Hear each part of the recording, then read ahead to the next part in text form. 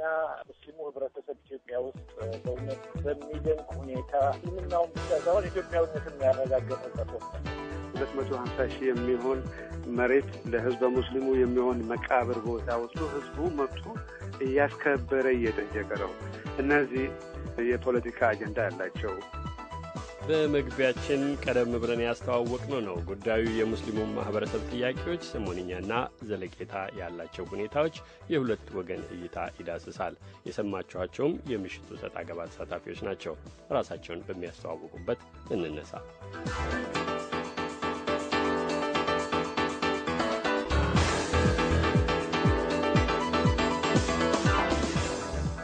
ሙሉ ስሜ ሼህ ሰላሀዲን ወዚር እባላለሁ። ያለሁት አትላንታ አካባቢ ኢማማት ላርጅ ነኝ። የ65 መስጊዶች ምክትል ፕሬዚዳንት ነኝ። መስጊዶቹን በመወከል አይደለም በዚህ የምቀርበው፣ ወይንም የሼህ አብዱላህ ደረሳ ወይንም የእነሱንም ድርጅት በመወከል አይደለም፣ ግን የግል ሀሳቤን ልካፈል ዝግጁ ነኝ። ሀጅ ስለሄድኩኝ ሀጂ ይሉኛል። ራንክ አይደለም። ወንድም ነጂብ ብትለኝ ይቀበላለሁኝ። ነጂብ መሐመድ እባላለሁኝ። በዚህ ዋሽንግተን አካባቢ የፈርስት ሂጅራ ፋውንዴሽን ፕሬዚደንት ነኝ። እንግዶቼ ሁለታችሁንም አመሰግናለሁ። የረመዳን ማግስት ነው 1434ኛው የኢድ አልፈጥር በዓል በትላንትናው ዕለት ተከብሯል። ኢድ ሙባረክ። ኢድ ሙባረክ። ቴንክ ዩ። በሁለተኛው ቀን መልካም ምኞት መግለጽ የሚቻልበት ልማድ ይኖር አይኖር እርግጠኛ አይደለሁም። ስሜቱን ለመግለጽ ያህል ነው። 3 ቀን ያህል ይከበራል። ግሩም፣ አላመለጠኝም። ቀደም ብሎ በግል ሁለታችሁም እንደነገርኳችሁ ይሄ ግራና ቀኝ የተለያየ አቋም የተለያየ እይታ ያላቸውን ግለሰቦች ጋብዘን በተለያዩ ርዕሶች ላይ የምናከራክርበት የክርክር ፕሮግራም ነው። የምትከራከሩበት ርዕስ ብዙዎቹን ኢትዮጵያውያን የሚመለከት በተለይ የሙስሊሙ ማህበረሰብ ዛሬ ያለበትን ሁኔታ የሚዳስስ እንደመሆኑ ጥንቃቄና ኃላፊነትን ይጠይቃል። በሌላ ወቅትም እንደምናደርገው በዚህ ክርክር ፕሮግራም ላይ በጭብጥ ላይ እንድታተኩሩልኝ፣ የግል ስሜቶችን በተቻለ መጠን ራሳችሁ ጋር እንድታስቀሯቸው ከትህትና ጋር ጠይቃለሁ። በተቻለ መጠን በተጨበጡ ወደፊት ሊያራምዱ በሚችሉና ጠቀሜታ በሚኖራቸው ነጥቦች ላይ እንድትከራከሩ አሳስባለሁ። አሁን በቀጥታ ወደ ክርክሩ እንገባለን። እስኪ ከወቅታዊ ሁኔታ እንነሳ። በትላንትናው ዕለት ቀደም ብዬ በመግቢያዬ እንደተንደረደርኩት የ1434ኛው ኢድ አልፈጥር በዓል በኢትዮጵያ በሰፊው ተከብሯል። ከአንድ ዓመት በላይ የዘለቀው በመንግስትና በሙስሊሙ ማህበረሰብ መካከል ሲታይ የነበረው ግጭት የተገለጠበት ሁኔታ ታይቷል። የአከባበሩም ሁኔታ ሁለት መልክ እንደነበረው የአዲስ አበባ ዘጋቢዎቻችን አድርሰውናል። እስኪ የበዓሉን መንፈስ ይዛችሁ ግራና ቀኝ የምትመለከቱበትን እንውሰድ። ትላንትና ይህ ታላቅ በዓል ሲከበር ምን አይነት መንፈስ ምን አይነት ስሜት አሳደረባችሁ? አቶ ነጂብ እዚህ ዋሽንግተን ዲሲ ነው ያሉት። ከቅርቡ ልጀምር። እስኪ የእርሶን ይንገሩኝ። ቢስሚላህ ወልሐምዱሊላህ ወሰላቱ ወሰላሙ ዐላ ረሱሊላህ ሰለላሁ ዐለይሂ ወሰለም። ትላንትና ሙስሊሙ ህብረተሰብ ኢትዮጵያ ውስጥ በእውነት በሚደንቅ ሁኔታ ኢትዮጵያዊነቱን እስልምናውን ብቻ ሳይሆን ኢትዮጵያዊነትን ያረጋገጠበት ወቅት ነው። ቅርብ ጊዜ በፊት መንግስት የመረጣቸው የመጅልስ ሰዎች ኢትዮጵያዎች ሙስሊሞች ባንዲራ አቃጥለዋል፣ ባንዲራ ክብር የላቸውም ሲሉ ትላንትና በመቶ ሺዎች የሚቆጠሩ ኢትዮጵያውያን ሙስሊሞች ባንዲራቸውን ይዘው ወጥተው አላሁ አክበር እያሉ ወደ ስቴዲየሙ ሰግደው ሲመለሱ ያው የደረሰባቸውን ጥቃት መንግስት ቢክድም በምስል ተቀርጾ ስላለ ማየት ይቻላል። ይሄ ነው የደረሰው። ብዙ ሰው ተጎድቷል። አዛውንቶች ደክሞ ወድቆ የሞቱም አሉ። እናቶች የተቀጠቀጡ አሉ። ህጻናቶች የተገረፉ አሉ። ይሄ ነው እንግዲህ ሙስሊሙ ህብረተሰብ ዒዱን በዓሉን የደስታ ብቻ ሳይሆን በሰቆቃም አሳልፈውታል። በየሆስፒታሉ ልጆቻቸውና እህቶቻቸውን እናቶቻቸውን አባቶቻቸውን ፍለጋ ሲሮጥ ነው የዋለው ትላንትና ኢትዮጵያ ውስጥ። ሼህ ሳልሀዲን ድሉ እርሶ ነው። እርሶስ እንዴት ተመለከቱት? ቀደም ብሎ በአቶ ነጂብ የተነሱትን ነጥቦች እንዴት ይመለከታሉ? መጀመሪያ ቢስሚላህ አልሐምዱሊላህ አስሰላቱ ወሰላሙ ዐላ ረሱሊላህ። ለህዝበ ሙስሊሙ በየትም ዓለም ላሉት የእናንተን ሬዲዮ አድማጮች ሙሉ በምሰሙት የተከበረ ዒድ ይሆንላችሁ። ለዛ ለተቸገሩትም ሁሉ እንደ አላህ ሱብሓነሁ ወተዓላ ቤታቸው የገባውን ሀዘን ወይንም ክፋት ወደ ደስታ ይለውጥላችሁ ብዬ አባታዊ ዱዓ በማድረግ ይጀምርና ነገሩን ግን በጥልቀት ማየትና መመርመር አለብን። ህዝበ ሙስሊሙ መብቱ እየተረገጠ ተገዝቶ የሚኖር አይደለም። ለመብቱ እየተከራከረ ያለ ህዝብ ነው። በሚሊዮን የሚቆጠሩ ህዝበ ሙስሊሙን የሚወክሉ ተቋሞች ህዝቡን ያወያዩ መብታቸውን የሆነ ነገር እያስረገጡ ነው። ታላቁ አንዋር መስጂድ የ74 ዓመት ዕድሜ ያለው ካርታ ያልተገኘ አስገኝተዋል። 150 የሚሆኑ መስጊዶች እስከዛሬ ካርታ የሌላቸው አግኝተዋል። ታላቁ አንዋር መስጊድ 20,000 ካሬ ሜትር መሬት ተሰጥተዋል። 250,000 የሚሆን መሬት ለህዝበ ሙስሊሙ የሚሆን መቃብር ቦታ ወስዶ ህዝቡ መብቱ እያስከበረ እየጠየቀ ነው። እነዚህ የፖለቲካ አጀንዳ ያላቸው ዝርዝሮች ታነሳላችሁ። ወቅታዊ ሁኔታን እንመለከታለን። ወደ ኋላ ሄደን በየበኩላችሁ አሁን ያለውን ግጭት መንስኤና ለምን እንዲሆን የሚለውን እንድትመረምሩ እድል ሰጣለሁ። አቶ ነጅብ እንዳደረጉት የትላንት በዓል አከባበሩን ከሌሎቹ ጊዜ ሊያነጻጽሩ ይችላሉ። ከሆኑ ከተደረጉት ነገሮች ጋር ያዛምዱልኝ። እሺ፣ በመሰረቱ ይሄ አንድ ጊዜ አይደለም። የዛሬ ጥቂት ዓመት ካሁን በፊትም ህዝበ ሙስሊሙ መሀል ገብቶ በዒድ ቀን ሙስሊም ያልሆኑ ጀላቢያ ገዝቶ ለብሶ በሰራዊቱ ላይ ተኩስ ከፍቶ ኢንሪተን በእልቂት ዒዱን ደም ለማድረግ የተላበሰ ከሽፎባቸው ነበር። አሁንም በዚህ ዒድም ሰው የሚመጣው የሰላም መድረክ ነው። ይሄ የዒድ መድረክ ነው። ይሄ የደስታ ቦታ ነው። የፖለቲካና የተለያየ አጀንዳ ያላቸው ግን ያ ስላልሆነ ህዝበ ሙስሊሙን የሚያውክ ነገር ወደ የመስጊዱ መስጊድ አይደለም ያሰራቸው፣ ስታዲየም የዒድ ቦታ አይደለም ያሰራቸው። ሜክሲኮ አደባባይ የታወቀ ነው የፖሊስ ጽሕፈት ቤት። ለምን እዛ ሄደው መብታቸውን በወጉ በስነ ስርዓቱ አይጠይቁም? ህዝበ ሙስሊሙ ለሰላም የመጣው ለመስገድ የመጣው ካሁን በፊት ረመዳን የገባ ሰላት ውስጥ የገባው ሙስሊም ከሰላት ጨርሶ ሲወጣ በሩ ላይ ደቅኖበት ይዞ አትወጡም እንዴ? እኔ የመጣሁት ለሰላት ነው አትወጡም። የነሱ የመጡት አጀንዳና ዓላማ ጋር ቆሞ ካልተጋፈጠ አትወጡም ብሎ ግብግብ ፈጥረዋል። ይሄ መሆን የለበትም። መልካም ለጥቁ የውከት መድረካን ያደርጉት። መልካም ብዙ ነጥቦች እንድናነሳ አጫጭር እንድታረጉልኝ ጠይቃለሁ። ትላንት ለተፈጠረው ጉዳይ መንስኤው ሌላ ዓላማ ያላቸው እንጂ የእስልምና እምነት ተከታይ የሆኑ ሃይማኖታቸውን ምክንያት አድርገው በዓሉን ሊያከብሩ የመጡ ችግር አቶ ነጅብ እንዳሉት ችግር የገጠማቸው አይደሉም ነው የሚሉት። እኔን የምገባኝ ሰላማዊ ሰው ይሄው የምስር አደባባይ ነው። ከቤተሰብም ሌሎችንም በሙሉ አዲስ አበባ ኢትዮጵያ ስራ ብዙ ቦታ ደውዬ አረጋገጥኩኝ። ሲውል ሰው የመጣው ፕሮዳሚናንትሊ ሰላቱን ለመግዶ ሰግዶ የሄደ በሰላም ሄደዋል። ግን ሌሎቹ እንደምታውቁት ሰሞኑን በፌዴራል ፖሊስ መመሪያ አውጥቶ ይህንን ነገር ህዝቡን የሚያውቅ ነገር የህዝቡን ተልእኮ በመስማት አቁሙ ብሎ ዲግሪ አስተላልፈዋል። ያንን ጥሶ ላደረጉት የትም ሀገር ሎን ኦርደር ይኖራል። ላስምርበት እንፈልገው ወገን አሎራ ላስምርበት እንፈልገው በምንም ተአምር ወፍ እንድሞት ማየት አንፈልግም። ወፍ እንድታሰር መስማት ማየት አንፈልግም። አንድም ሰው እንዲቆስል ማየት አንፈልግም። ግን ለዚህ የሚዳርጉ ሰዎች ማን ናቸው? ለምንድን ነው why they provoke? አቶ ነጅብ የእርሶ ዕድል ነው። ከሼህ ሳላዲን ጋር ሁለት ተከታታይ ነጥቦችን ለማንሳት ሞክሬያለሁ። የእሳቸውን መከራከሪያ ሰምተዋል። ይልቁንም ሆን ብለው የተከለከለ ሁኔታ የፈጠሩ ህዝበ ሙስሊሙ ሃይማኖቱን ለማክበር ለሶላት በመጣበት ሌላ ዓላማ ይዘው የመጡ የቀሰቀሱት ነው እያሉ ነው። እሳቸው ምን ይላሉ? በእውነት እኔ አሁን እንደገና መልሼ ኢቲቪን ያዳመጥኩ ነው የመሰለኝ። ይሄ የኢትዮጵያ ቴሌቪዥን የሚናገረውና የሚያወራው ነው እንጂ ሁኔታው ወይም በምድር ያለው ሁኔታው ይሄ አይደለም። ሙስሊሙ ህብረተሰብ ለመስገድ ሄደ።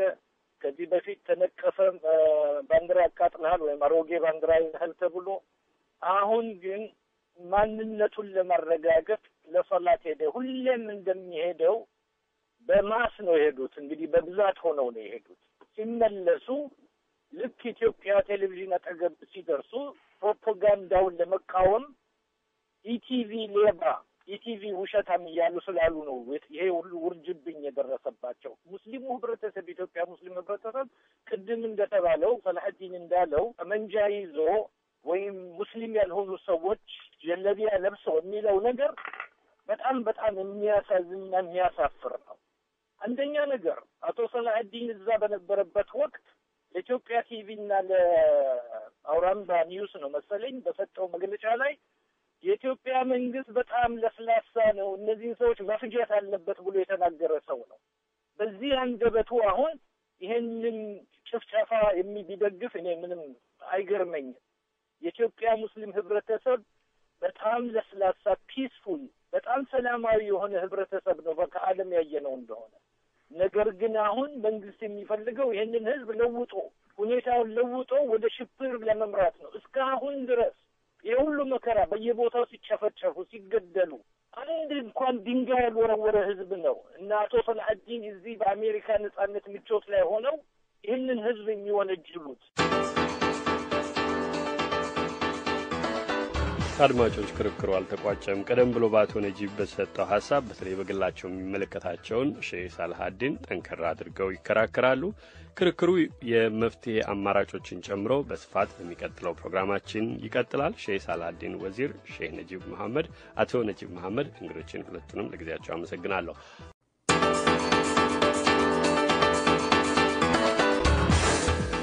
የክርክሩ ጭብጥ ትኩረት የኢትዮጵያ ሙስሊም ማህበረሰብ ጥያቄዎች፣ የአማኙ ህዝብና የመንግስት ሚና፣ ወቅታዊና ዘለቄታ ያላቸው አቅጣጫዎች ናቸው።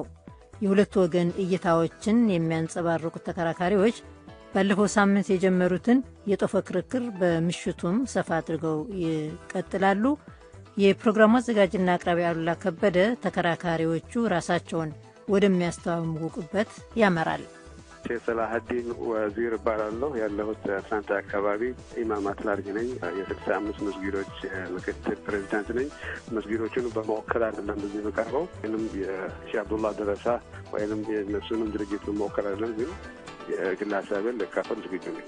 ሀጅ ስለሄድኩኝ ሀጂ ይሉኛል። ራንክ አይደለም ወንድም ነጂብ ብትለኝ ይቀበላለሁ። ነጂብ መሐመድ ይባላለሁ። በዚህ ዋሽንግተን አካባቢ የፈርስት ሂጅራ ፋውንዴሽን ፕሬዚደንት ነኝ። አመሰግናለሁ እንግዶቼ። ባለፈው ሳምንት በመግቢያዬ ያስተዋወቅኩትን የክርክሩን ደንብ መለስ ብዬ ላስታውስ። የሁለት ወገን እጅግ አነጋጋሪና አከራካሪ ጭብጦች ናቸው እየተንጸባረቁ ያሉት። በቀጥታ በሙስሊሙ ማህበረሰብ ዘንድም ሆነ በአጠቃላይ በሀገር ደረጃ የተለየ ትኩረት፣ ከፍተኛ ጥንቃቄና ኃላፊነት ይጠይቃሉና በተቻለ መጠን ከስሜታዊነት በመቆጠብ በተጨባጭ ጉዳዮች ላይ መላና መፍትሄ አምጪ በሆኑ ነጥቦች ላይ እንድታተኩሩ በትህትና ጠይቃለሁ። ክርክሩ ባለፈው ሳምንት የተቋጨበትን አንድ ነጥብ መለስ ብለን በመስማት ወደ ዛሬው ክርክር እናቀናለን። አቶ ነጂብ የእርሶ ዕድል ነው። ሼህ ሳላሐዲን መከራከሪያ ሰምተዋል። ይልቁንም ሆን ብለው ህዝበ ሙስሊሙ ሃይማኖቱን ለማክበር ለሶላት በመጣበት ሌላ ዓላማ ይዘው የመጡ የቀሰቀሱት ነው እያሉ ነው። በእውነት እኔ አሁን እንደገና መልሼ ኢቲቪን ያዳመጥኩ ነው የመሰለኝ። ይሄ የኢትዮጵያ ቴሌቪዥን የሚናገረውና የሚያወራው ነው እንጂ ሁኔታው ይሄ አይደለም። ሙስሊሙ ህብረተሰብ ለመስገድ ሄደ። ከዚህ በፊት ተነቀፈ፣ ባንዲራ አቃጥለሃል ወይም አሮጌ ባንዲራ ይዘሃል ተብሎ፣ አሁን ግን ማንነቱን ለማረጋገጥ ለሶላት ሄደ። ሁሌም እንደሚሄደው በማስ ነው የሄዱት። እንግዲህ በብዛት ሆነው ነው የሄዱት። ሲመለሱ ልክ ኢትዮጵያ ቴሌቪዥን አጠገብ ሲደርሱ ፕሮፓጋንዳውን ለመቃወም ኢቲቪ ሌባ፣ ኢቲቪ ውሸታም እያሉ ስላሉ ነው ይሄ ሁሉ ውርጅብኝ የደረሰባቸው። ሙስሊሙ ህብረተሰብ፣ ኢትዮጵያ ሙስሊም ህብረተሰብ ቅድም እንደተባለው ሰላሐዲን እንዳለው ጠመንጃ ይዞ ወይም ሙስሊም ያልሆኑ ሰዎች ጀለቢያ ለብሰው የሚለው ነገር በጣም በጣም የሚያሳዝንና የሚያሳፍር ነው። አንደኛ ነገር አቶ ሰላሐዲን እዛ በነበረበት ወቅት ለኢትዮጵያ ቲቪና ለአውራምባ ኒውስ ነው መሰለኝ በሰጠው መግለጫ ላይ የኢትዮጵያ መንግስት በጣም ለስላሳ ነው፣ እነዚህን ሰዎች መፍጀት አለበት ብሎ የተናገረ ሰው ነው። በዚህ አንደበቱ አሁን ይሄንን ጭፍጨፋ የሚደግፍ እኔ ምንም አይገርመኝም። የኢትዮጵያ ሙስሊም ህብረተሰብ በጣም ለስላሳ በጣም ሰላማዊ የሆነ ህብረተሰብ ነው ከዓለም ያየነው እንደሆነ። ነገር ግን አሁን መንግስት የሚፈልገው ይሄንን ህዝብ ለውጦ ሁኔታውን ለውጦ ወደ ሽብር ለመምራት ነው። እስካሁን ድረስ የሁሉ መከራ በየቦታው ሲጨፈጨፉ ሲገደሉ አንድ እንኳን ድንጋይ ያልወረወረ ህዝብ ነው እና አቶ ሰላሐዲን እዚህ በአሜሪካ ነጻነት ምቾት ላይ ሆነው ይህንን ህዝብ የሚወነጅሉት የትኛው ሙስሊም ነው? እስቲ አንድ ጥይት የተኮሰ ድንጋይ ሲወረወረ ሰዎቻቸው እኮ ሲገረፉ በፖሊስ እባካችሁን እጄን እሰሩኝ ማየት አልቻልኩም የሚል ህዝብ ነው ያለው። ይህ አይነት ጉድ ነው። ለዚህ ለተባለው እሺ፣ አንደኛ አቶ ነጂብ በጣም እየዘባራረቁ ነው። እኔ ተመልከቱ እንግዲህ እነሱ በሚመሩት በበትርም ሬዲዮ በኦሮምኛም በሌላም የተናገሩትም ውሸቱን ሁሉ ቀጥነው ይዘነው አልረከዝ ያላልኩትን ነገር ይኸው ያሉ ነው። ጋዜጣው በእጄ ያለው ቃል በቃል አለ። ጋዜጣው በእጄ አለ። እኔ ያልኩት አክራሪነት ወደ ሀገራችን ከመጣ ቆይተዋል። መንግስት ተኝቷል ባልልም አንቀላፍቷል ነው ያልኩት። ይተውኝ የት ነው ያልኩት? ይሄንን አላህን የሚፈራ ሰው ይሄንን ውሸት ይናገራል? እስከ ዛሬ ድረስ for the last 2 years ኮንቴነር ሙሉ ውሸት ስትከናንቡ የነበራችሁ አላህን የሚፈራ ሰው ይሄንን ይናገራል? የሰው ካራክተር አሳሲኔሽን የምታደርጉ አዲስ ሃይማኖት ይዛችሁ የመጣችሁ ኢትዮጵያን ብቻ ሳይሆን ዓለምን የበጠበጠ የዓለም ሰላም ነቀርሳ የሆነ ድርጅትን የምትደግፉ ሰዎች ናቸው። ወሃቢዝም is a chronic problem በማሊ፣ በአልጄሪያ፣ በሶማሊያ፣ ኢትዮጵያ አገር የምትል ኢትዮጵያ ተናገር። ይሄ በመላው ዓለም የምትናገር በኢትዮጵያ ውስጥ የ70 ዓመት ዕድሜ ያላቸው አዛውንት ሲገደሉ እነ ነጂብና ሌሎቹ አንድ ቃል ፕሬስ ሪሊስ አድርጋችሁ ይሄንን ዴናውስ አድርጋችኋል ወይ? yes we did የት ዌብሳይታችን ላይ እዛ በፊት የሆነውንስ ስንት መስጊድ አቃጥለዋል? መልካም ቤተክርስቲያን አቃጥለዋል። ወደ ዋናው ጭብጥ ልመልሳችሁ። በሁለታችሁም በኩል ጠንከር ብሎ በየግላችሁ የሚሰማችሁን ነው ገፍታችሁ ይሄዳችሁ ያላችሁት። ቀደም ብዬ በመንደርደሪያዬ እንደጠቀስኩት ገንቢ በሆነ ወደፊት ሊያራምድ በሚችል አሁን ያለውን ፍጥጫና ችግር ሊፈታ ወደሚችል ጭብጥ እንድትሄዱ ጋብዛለሁ። እስኪ አሁን ያለውን ይሄ ችግር ከታየበት ሁኔታ ጋር አዛምዳችሁ ተመልከቱ። ሁነኛ ተጨባጭ መፍትሄ ሊመጣበት ከሚችል አያያዝም ጋር እንድትመለከቱት ጋብዛለሁ። በሁለታችሁም በኩል ወደ ውስጥ ተመልክታችሁ በችግር የምታነሷቸው በእንቅስቃሴዎች፣ በእርምጃዎች እነኚህ በግድፈት ይታያሉ፣ ግን የበለጠ የተሻለ ማድረግ ይቻላል። ምክንያቱ ግን ይሄ ነው የምትሏቸውን እንመልከት። አቶ ነጂብ ወደ እርስዎ ልምጣ። የዚህን ችግር አነሳስ እንዴት ይገመገሙታል? መጀመሪያ በተጨባጭ የዚህ ችግር አነሳስ የኢትዮጵያ መንግስት በሃይማኖቶች ጉዳይ እጁን ማግባቱ ብቻ፣ ሌላው የህግ በላይነት አለመኖሩ ነው። ዲሞክራሲ የሚሉት ነገር ለውሸት እንጂ እውነተኛ ዲሞክራሲ ባለመኖሩ ነው። ህገ መንግስቱን ጥሶ መንግስት ያሻውን የሚያደርግበት ሀገር ስለሆነ ነው። ይሄ ነው፣ ሌላ ምንም ችግር የለም። መፍትሄው መንግስት እጁን ከሃይማኖቶች ያውጣ፣ እዛች ሀገር ላይ እውነተኛ ዲሞክራሲ ይመስረት።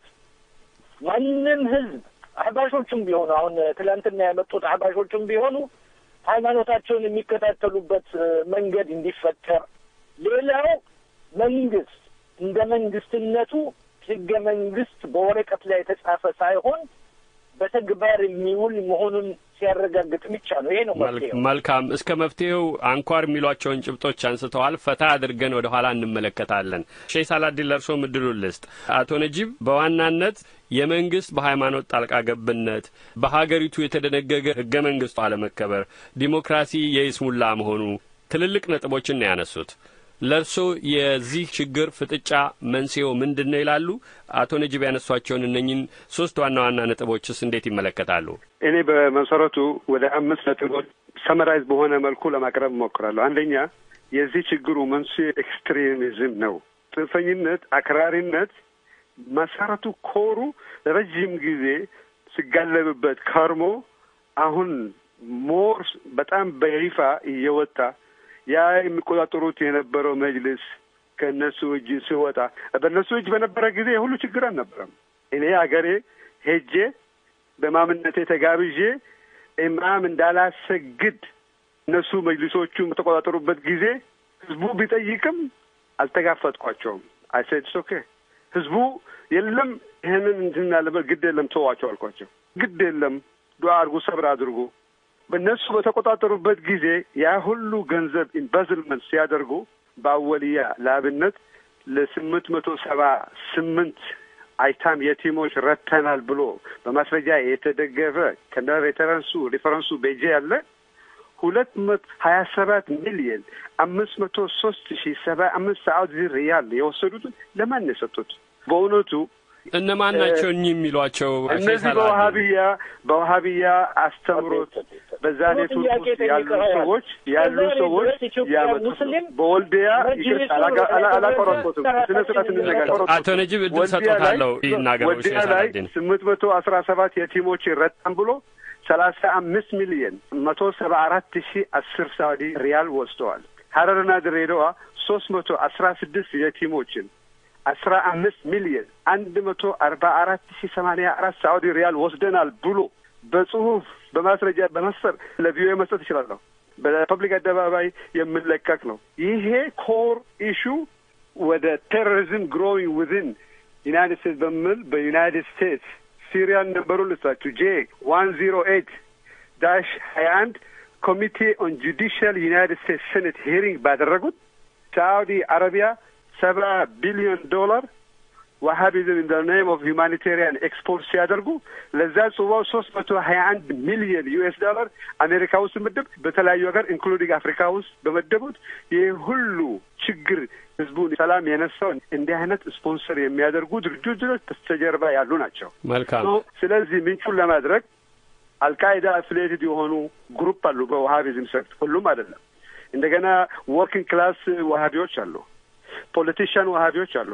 በእንደዚህ አይነት በአምስት ካቴጎሪ ያሉት እነዚህ በአልቃይዳ ዊንግ ያላቸውን የሚያደርጉትን እነዚህ ፈትዋ አውጪዎቹ ደግሞ ዲናውስ ያደርገው መልካም ያን ሳንቲም ሁለት ግልባጭ የሚያደርጉት ይመስልናል። ስለዚህ ያንን ለማስተካከል ወገኔ አሉላና ህዝበ ሙስሊሙና ህዝብ ኢትዮጵያ በሙሉ ይህንን መልእክት ለመሰሙት ሁሉ ብለው ዶክተር ጋር ሲኬድ መጀመሪያ መድኃኒት ከመጻፉ በፊት ችግሩን ነው አይደንቲፋይ የሚያደርገው። ከዛ በኋላ ወደ ሶሉሽን ይመጣል። ይህንን እንደ ሶርስ የሚመጡትን ነገሮች አስቆሞ ለዘብ ባለ የልብ ሽማግሌ ይዞ ጠረጴዛ ዙሪያ ቁጭ ብሎ ወገኔ ነጂብ ለኔ እንግዳ አይደለም፣ በደንብ እንታወቅ ሰው ነን። ብዙ ስራዎች አብረን ሰርተናል። ዲሲ በነበርኩ ጊዜ ፈሚና በነበረ እኔም እዛ ለነበረ ፕሬዚዳንት በነበርኩ ጊዜ ጋብዤው በእንግድነት በሃዋርድ ዩኒቨርሲቲ ተገኝቷል። በደንብ የምንታወቅ ወገኔ ነው። አሁንም ያንን የድሮ ቀን ማየት ፈልጋለሁ ከወገኔ ነጂብ። መልካም። ሌሎቹም ጋራ ያንን ማየት ፈልጋለሁ። እንወያይ። ወደ መፍትሄ የሚሄዱትን እናነሳለን። የሚከተል ጥያቄ ስላለ ሼህ ሳላዲን እርሶም አቶ ነጂብም የየበኩላችሁን እይታ አቅርባችኋል። በመከራከሪያነቱ ብዙዎች የተስማሙበት የሚመስል በኢትዮጵያ ዩናይትድ ስቴትስ ተሰናባቹ አምባሳደር ሳይቀሩ የኢትዮጵያ መንግስት በሃይማኖቶች ጉዳይ ላይ ያለውን አቀራረብ ጥንቃቄ ሊያደርግበት ሲሉ በቅርቡ ማሳሰቢያ ሰጥተዋል። አቶ ነጂብ በዋና ነጥብነት ካነሷቸው 3 ነገሮች አንዱ የመንግስት በሃይማኖት ጣልቃ ገብነት ነው። ይሄ ጉዳይ ብዙ ተብሎበታል።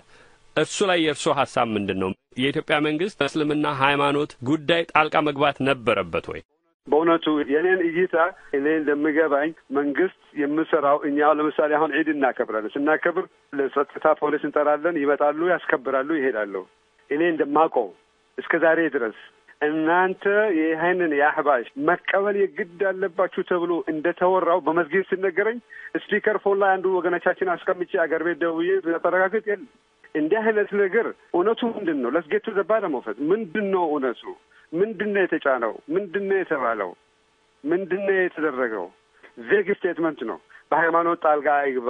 በምን መልክ ነው ኢንቮልቭ ያደረገው? ምን አድርጉ? ኦኬ አህባሽን ስልጠና ካልተማራችሁ ደሞዛችሁ ይቀየራል፣ መስጊዳችሁ ይዘጋል። የትኛው መስጊድ ነው የተዘጋው? አረጋግጡ፣ አምጡ። አላየሁም። ይህንን ማረጋገጥ ያለበት ባለች በሚያደርገው ሰው ነው። አቶ ነጂብ ሼህ ሳላዲን ይሄ የመንግስት ጣልቃ ገብነት የሚባለው በተጨባጭ ማስረጃ ተደግፎ አላየሁም ነው የሚሉት። ይሄን ደግሞ መንግስት ኃላፊነት አለበት ጣልቃ መግባቱን ያቆም የሚለው ከሳሹ ወገን ነው ማስረጃ ማቅረብ ያለበት ብለዋል። ምንድነው የእርሶ ማስረጃ? ማስረጃ አለ። ወደዛ ከመሄድ በፊት ግን አንድ በጣም የተሳሳተ ነገር ልናገር። ኢትዮጵያ ውስጥ እስከ ዛሬ ድረስ ኢህአዴግ ከመጣ ጀምሮ በነገራችን ላይ ህዝቡ የመረጠው የመጀመሪያ መጅልስ ቢኖር በደርግ ጊዜ ነው። ከዛ በኋላ የመንግስት ካድሬዎች ነበር የሚሰባሰቡበት። አቶ ሰላሐዲን አሁን እንዳለው ገንዘብ ኢምቤዝል ያደርጉ ነበር የመጅልስ ሰዎች አለ። ልክ ነህ፣ ያደርጉ ነበር። ሙስሊሙ ህብረተሰብ አንፈልጋችሁም መንግስትን ያስቀምጣችሁ ሲል እስከ ዛሬ ድረስ ሲጮህ የነበረው በዚሁ ምክንያት ነው። መንግስት ያስቀምጣቸው ካድሬዎች ነበሩ እስከ ዛሬ ድረስ አሁንም ያሉት። በተረፈ የኢትዮጵያ ሙስሊም ህብረተሰብ እስከ ዛሬ ድረስ በዚህ ስርዓት ላይ ሲያነሳው የነበረው ጥያቄ መንግስት እጁን ከሃይማኖታችን ያንሳ፣ መጅሊሱን እኛ ነን መምረጥ ያለብን በሚልበት ወቅት እየገለባበጠ እየለዋወጠ የራሱን ሰዎች ካድሬዎችን ሲያስቀምጥ ነበር። አሁንም እነሱ ናቸው ያሉት። በተለይ አሁን ማስረጃ ለተባለው ጉዳይ በኦዲዮም በቪዲዮም አለ። ዶክተር ሽፈራው የአህባሽን ዋናው ከሌባኖን ጋብዞ ዶክተር ሰሚር አልቃዲ የሚባለውን በዮን ሆቴል ውስጥ ንግግር ማናቸው? ዶክተር ሽፈራው አቶ ነጂብ ዶክተር ሽፈራው ማለት የኢትዮጵያ የፌዴራል አፌር ሚኒስትር የነበሩት ናቸው። አሁን ተለውጠው የት እንደሄዱ አላውቅም። ሀረማያም ላይ ወጥተው ሲናገሩ ነበር። ሰውየው እንዲያም የሞቱትንም ጠቅላይ ሚኒስትር ዶክተር ሽፈራውንም ስለጋበዛችሁን የኢትዮጵያን ሙስሊሞች እንዲያውም ፍረት ፉከራ ሲያደርግ ነበረ። ወሃቢዎቹን እናጠፋቸዋለን። ወሃቢ የተባለው እኮ ዝም ብሎ ቀለም ብሩሽ ይዞ ጠቅላላ ኢትዮጵያን ሙስሊም ህብረተሰብ የተቀባበት ነው እና እንደዚህ አይነት ነገሩ ጠልቃ አልገባሁም ቢል መንግስት ማን ያምነዋል? አሁንም ድረስ መስጊዶች እየተዘጉ ነው። በቀደም ኮፈሌ ላይ የተፈጸመው ጭፍጨፋ በዚህ ምክንያት ነው። የመንግስት ባለስልጣኖች መጥተው እነዚህ ከመጅሊሱ ሰዎች ጋር ኢማሞችን ለመያዝ ሞከሩ። ህዝቡ ወጣ፣ ኢማሞቻችንን አትንኩብን በሚል ወቅት ፒክቸሩን ብታዩት እህት፣ ሴቶች፣ ወንዶች፣ ህጻናት ሳይቀር ነው የወጣው። ወንድሞቼ ይሄ መንግስት ጣልቃ አልገባም የሚለው ነገር ውሸት ነው። መንግስት እጁን ብቻ አለም የኢትዮጵያን ሙስሊሞችን እንዳልነበሩ ሊያደርግ ቆርጦ የተነሳ መንግስት ነው። አቶ ነጂብ አንድ ነገር ያስረግጡልኝ። ዶክተር ሽፈራው የመንግስት ፌዴራል መስሪያ ቤቶች ሚኒስትሩ ይዘዋቸው መጡ ብለው ሌላ ጥያቄ አስከትዬ ሙሉ ሀሳቡ የተሰማ አይመስለኝም። በአጭሩ ምንድን ነው የኢትዮጵያ መንግስት ጣልቃ በመግባቱ ያደረገው? መጀመሪያ ላይ ሊሉ የነበረው ያቋረጥኩትን በአጭሩ ቢነግሩኝ። ኢትዮጵያ መንግስት የአህባሽን ወይም የዚህ ከለበነስ የመጣውን ሃይማኖት ፍልስፍና ኢትዮጵያ ሙስሊሞች ላይ ለማስፈን በግድ ሊያስተምሩ አይደለም። እንደ ማንኛውም ሃይማኖት በነጻነት ሳይሆን በግድ እየለቀመ በየዩኒቨርሲቲው በየጦር ሰፈሩ ኑና ሰልጥኑ ያለ ነው። ዩኒቨርሲቲዎቹ የመንግስት ናቸው። ጦር ሰፈሮቹ የመንግስት ናቸው። አበሉን የሚከፍለው ትሬኒንግ ለሚወስዱት መንግስት ነው ራሱ የወሰነው። ወደ 50 የሚሆኑ የአህባሽ አስተማሪዎች መጥተው ኢትዮጵያ ውስጥ ከየት ነው የመጡት? ከለበነን። በምስልም አለ በድምፅም አለ። ከአንድ ዓመት በፊት አዎ፣ ይሄ ሲደረግ መንግስት እጁን አግብቷል። ይሄ ነው ትልቁ ኢሹ። መልካም እዚህ ላይ ኢሞሽናል የስሜት ስቴትመንት መንግስት እጁን ሳይሆን ነገር ዋግቷል ብሎ አቶ ነጂብ ተናግረዋል። on the contrary የኔ ዌብሳይት ብገቡ shehabadir.com SHAYKH ABADIR.com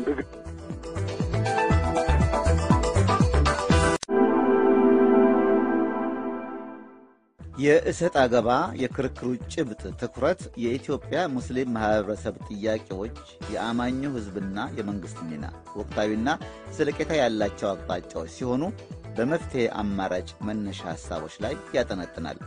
የፕሮግራሙ አዘጋጅና አቅራቢ አሉላ ከበደ ዛሬም የክርክሩን ደንብ መለስ ብሎ በማስታወስ ተከራካሪዎቹ ራሳቸውን በሚያስተዋውቁበት ይጀምራል።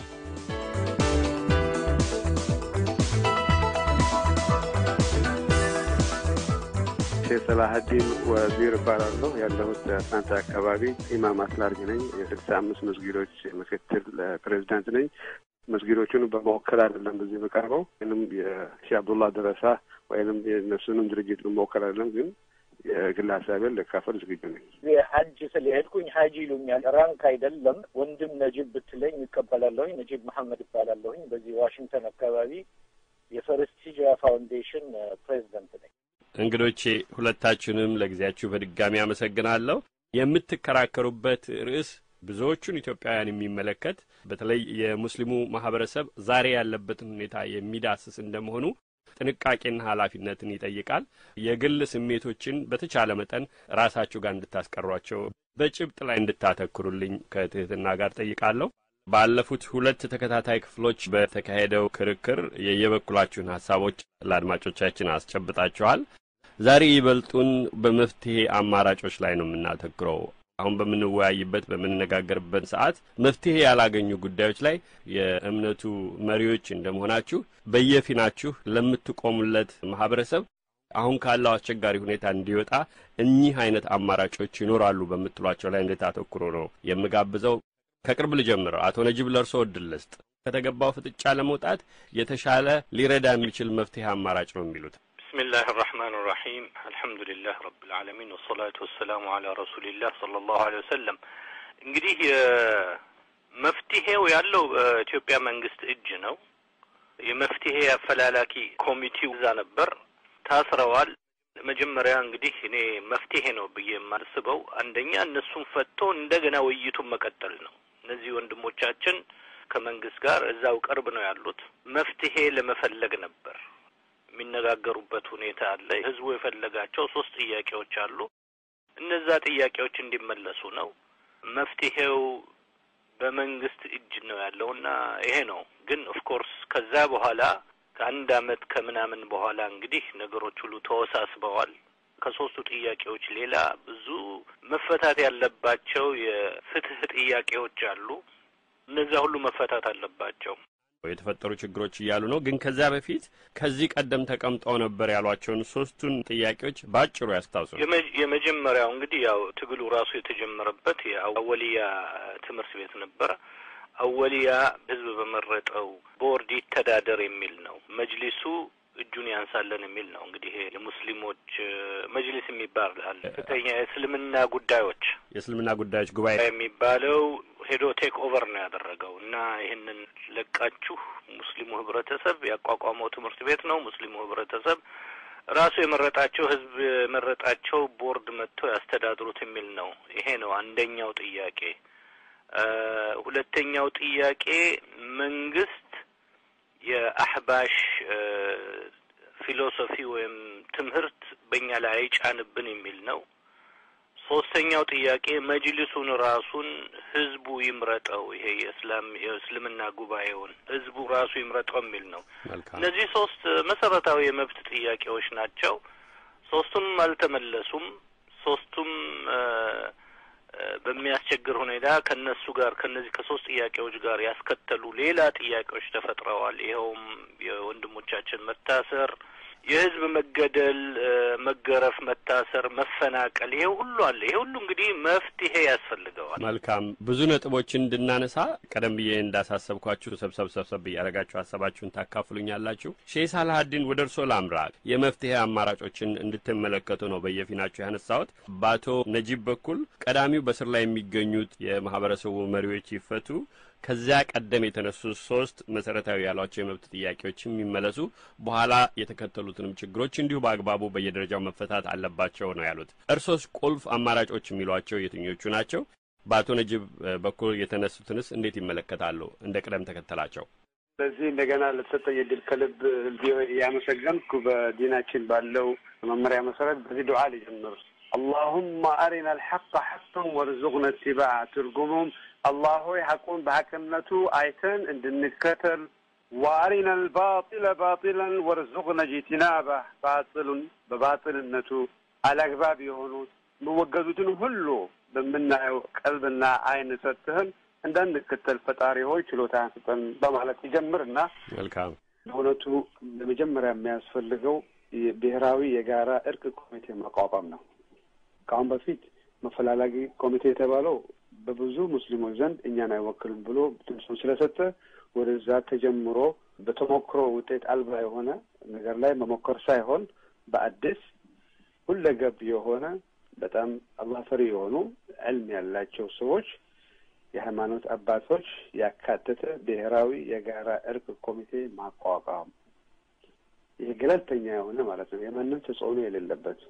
ሁለተኛ ይሄ የጋራ እርቅ ኮሚቴ ተቀባይነቱ ፉል ማንዴት ያገኘ ተቀባይነት ካገኘ በኋላ መጀመሪያ እኛ እንደ ሙስሊሞች የምንዳኘው በቁርአንና በሐዲስ ነው።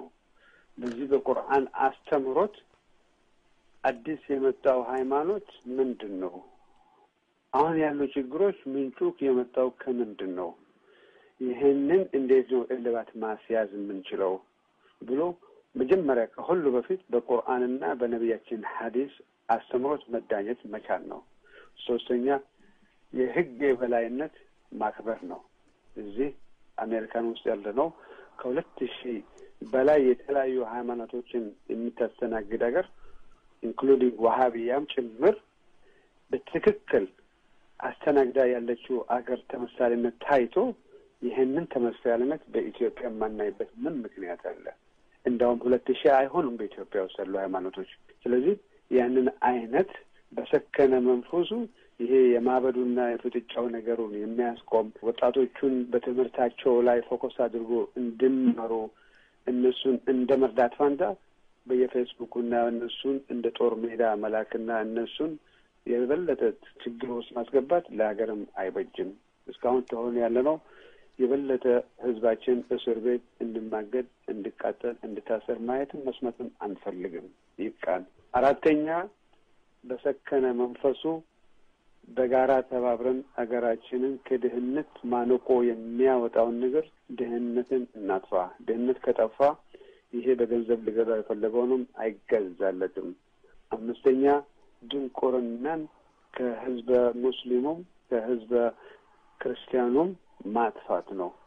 ያንን አስተምሮት ወዳጃዊ አባታዊ የሰከነ ጥንቱ ባህል ተመሳሳይነት ያለውን አገራችንን ቀጣይነት ለትውልድ አስረክበን ማሳለፍ እንድንችል ከተፈለገ መንገዱ ይሄ ነው። መልካም። በመፍትሄ አማራጮቹ ልትመለከቷቸው ልትጎበኟቸው የሚገቡ ተከታታይ ጥያቄዎችን አነሳለሁ። አቶ ነጂብ ወደ እርስዎ ልመጣ ነው። አሁን አንድ ደረጃ ከፍ እናድርገው። የክርክሩን መንፈስ በጋራ የምትግባቡባቸው መሰረታዊ ሀሳቦች ተነስተዋል። እንዲሁም በየበኩላችሁ አንዳችሁ ሌላኛው ወገን እንዲያደርግ እንዲያስፈጽማቸው ለመፍትሄው ቁልፍ ናቸው አስፈላጊ ናቸው ያላችኋቸው ነጥቦች አንስታችኋል። እነሱ እንዳሉ ሆነው አንድ እርምጃ ወደፊት እንመልከት። የእስካሁኑ መንገድ አልሰራም የሚለው ላይ ሁለታችሁም የምትስማሙት ይመስላል። ሁለታችሁም የተናገራችሁት ነጥብ ላይ አለመስራቱን ልብ ብላችኋል። እስካሁን የተሞከሩት ጥረቶች ፍሬ እንዳላፈሩ አይታችኋል። የህግ የበላይነት ይከበር፣ መንግስት ህግ አስፈጻሚ አካል ነው፣ እንዲያስፈጽም እንዲያደርግ እንዲያሟላ ይጠበቃል ብለዋል። ተዘዋዋሪ ደግሞ በተቃራኒው ደግሞ ወደ ውስጥም ተመልከቱ እስኪ።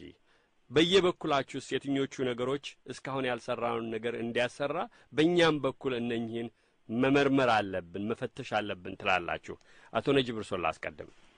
እንግዲህ ጥያቄ ዲሞክራሲ ባለበት አገር ላይ ቢኖር ማለቴ ነው ኢትዮጵያ ውስጥ ህዝቡ የጠየቀው ጥያቄ ለመንግስት የህዝቡን ሮሮ መስማት አለበት። በተረፈ አሁንም መፍትሄ የሚባለው ጥያቄ ዋናው መልሱ በመንግስት እጅ ነው። ህብረተሰቡ እርስ በርሱ ቁጭ ብሎ ቢወያይ ቢናገር አመት ሁለት አመት እንትን መፍትሄ ቢያመጣ መንግስት ይሄንን ነገር አልፈልግም ካለ ምንም ማድረግ አይቻልም። አሁን የተቸገርነው የመፍትሄ ማግኘቱ ጉዳይ ሳይሆን የመንግስት በሃይማኖቶች ጣልቃ ገብነት ነው። ህገ መንግስት ውስጥ መንግስት በሃይማኖት አይገባም፣ ሃይማኖት በመንግስት አይገባም ይላል። ያ ስራ ላይ እስካልዋለ ድረስ ሽማግሌዎች ቢሰበሰቡ የሃይማኖት ሰዎች ቢሰበሰቡ መንግስት እጁን ያነሳል ወይ? ጥያቄው እሱ ነው። ይህንን ግን ህዝብ ነው ተነስቶ መንግስትን ሊያስገድደው የሚችለው። ኦፍኮርስ ሳክሪፋይስ ይጠይቃል። ብዙ ጥፋት ሊመጣ ይችላል። ሰዎች ሊሞቱ ይችላሉ። አሁን እንደሚደረገው ሊታሰሩ ይችላሉ፣ ሊቀጠቀጡ ይችላሉ። ግን መፍትሄው አሁንም በመንግስት እጅ ነው ያለው። አልሰራም የሚሉት ነገር ሪሊ ሰው ገና ትግል ላይ ሰላማዊ ትግል ላይ ያለ መስራቱና አለመስራቱን ለማወቅ ከባድ ነው። እርግጥ ነው ሳክሪፋይስ ይፈልጋል፣ ብዙ ጊዜ ሊፈጅ ይችላል።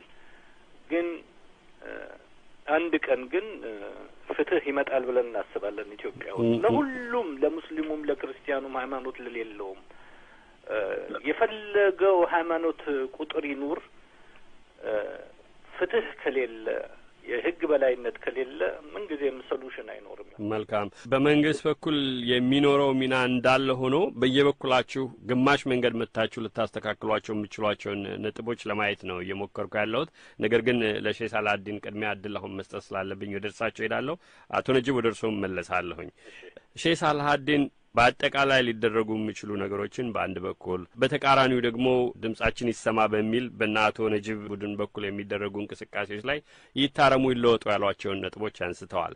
በመንግስት በኩል ዋናው ተዋናይ እንደመሆኑ በመንግስትም ቀደም ብሎ ደግሞ አቶ ነጂብ እንዳነሱት በመጅልሱም በኩል መለወጥ አለባቸው የሚሏቸውን ጭብጦች አንስተዋልና እርሶም እስኪ ወደ ውስጥ ተመልክተው በዚህም በኩል እኚህ አይነት ሁኔታዎች መሻሻል አለባቸው፣ በተጨባጭ እነኚህ መቀየር ይችላሉ የሚቀበሉ የሚያምኗቸውን ያስጨብጡን። በመሰረቱ ለዚህ የተባሉት ወገን አቶ ወልዳይ ተኮም ጭምር አቶ ነጂብ ያነሱትንም በማድረስ አቶ ነጂብ ያሉት ይሄ ሰላማዊ ትግል ነው ብሎ ሲኮንኑት በእኛ ሬከርድ ላይ የምናየውና የምናውቀው ሰላማዊ አይደለም። ሽብርተኛ በመሆኑ በኦሮሚያ ክልል በ1986 87 አቶ ረሺድ ሀጂ አህመድ ኞኞን ገለዋል። አቶ በያን ሱሌማንን ገለዋል። አቶ ባሃ ሳቱናን ገለዋል። አቶ ሁሴን ባንቲን ገለዋል። አቶ ሙሴ ኑሬን ገለዋል። ሼህ ሳላሀዲን አሁንም ከነጥቡ እየወጣን ነው። ባለፉት ሁለት ተከታታይ ፕሮግራሞችም ዛሬም እንዳደረጋችሁት ይሄ ቡድን ይሄን አድርጓል ብላችሁ ግራና ቀኝ ተወነጃጅላችሁ ያቀረባችኋቸው ሀሳቦች ለአድማጮች ደርሰዋል። አሁን ይበልጡን መፍትሄ ላይ እንድታተኩሩ ነው የጠየቅኩት። ቀጥተኛው ጥያቄ በአጠቃላይ ከሚመጣ መፍትሄ ሌላኛው ቡድን ሊፈጥር ከሚችለው መፍትሄ በተጨማሪ እኛም ደግሞ በዚህ በኩል ይሄን ልናሻሽል እንችላለን ብላችሁ በየበኩላችሁ ወደ ውስጣችሁ እንድትመለከቱ ነው እየጋበዝኩ ያለሁት። የማህበረሰቡ መሪዎች እንደሆናችሁ ኃላፊነት አለባችሁ። መንገድ ማሳየትም ትችላላችሁ። ሌላኛውንም ወገን በአዎንታዊ መልኩ ተጽዕኖ ልታሳድሩ ትችላላችሁ። ተሰሚነትን ማምጣት ትችላላችሁ። አሁን የምጠይቃችሁ በዛ መንፈስ ነው።